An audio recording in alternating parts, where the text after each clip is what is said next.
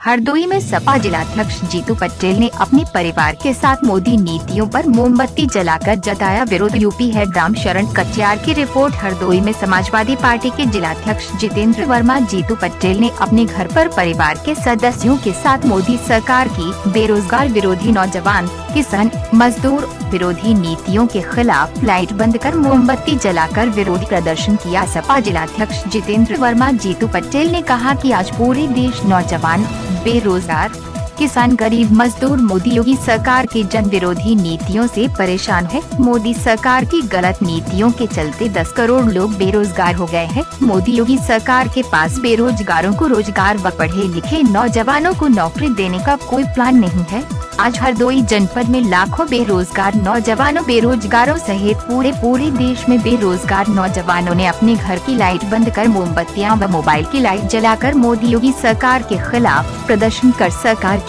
Set बजा दी है। आज समाजवादी पार्टी के राष्ट्रीय अध्यक्ष माननीय अखिलेश यादव जी के निर्देश पर उत्तर प्रदेश ही नहीं पूरे देश के नौजवान, बेरोजगार जो परेशान हैं, जिनके पास नौकरी नहीं है, रोजगार नहीं है, जो आज मोदी जी, योगी जी की नीतियों की वजह से अपने को ठगा महसूस कर रहे हैं, जिन्होंने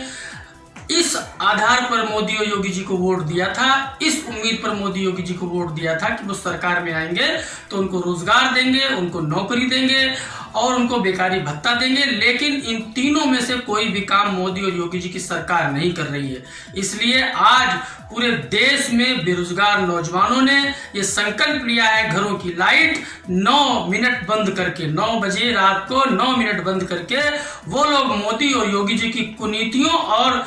जो उनकी जन विरोधी नीतियां हैं उनका विरोध प्रकट करेंगे। आज हम लोग मोमबत्तियां जलाकर, मोबाइल की फ्लैश लाइट जलाकर, पूरे घर की बत्तियां बंद करके आज मोदी जी और योगी जी की जन विरोधी और नौजवान विरोधी, बेरोजगार विरोधी नीतियों का विरोध कर रहे हैं। आज उत्तर प्रदेश ही नहीं पूरे देश में जहां जहां भारतीय जनता पार्टी की सरकारें हैं, वहां नौजवान भारतीय जनता पार्टी की सरकारों से